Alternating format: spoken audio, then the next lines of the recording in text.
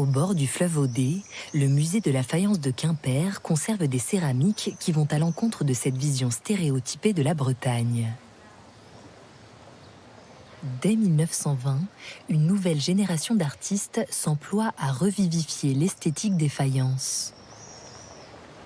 Les artistes qui travaillent en région s'appliquent à lancer la rénovation des arts appliqués. Les manufactures de Quimper deviennent les grands éditeurs de l'innovation en matière d'art décoratif en Bretagne tout de suite après la guerre.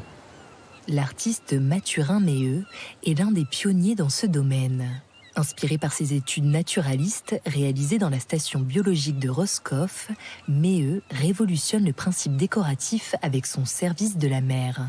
Le contour de ce plat représente bien un décor géométrique très simplifié, mais qui, d'une certaine manière, crée une focale qui concentre l'intérêt du consommateur sur le motif figuratif qui se trouve au fond. À la suite de Mathurin Méheux, leur aîné, les membres du collectif appelé Arceisbreur, les 7 frères, sont bien décidés à casser les codes.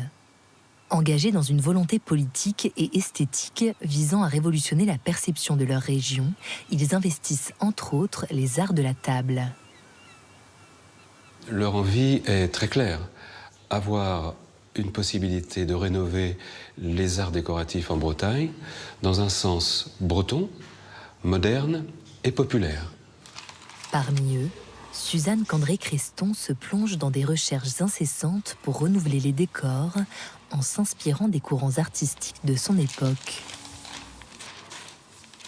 La géométrie appliquée d'une manière très stricte, dans un esprit de motifs densifiés sur une surface relativement étroite.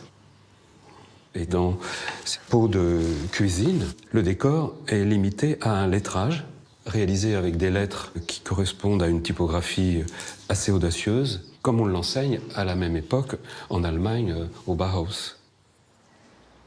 Ces artistes bouleversent aussi l'art statuaire, revendiquant leur culture dans des représentations de la mythologie celte ou des personnages du peuple breton.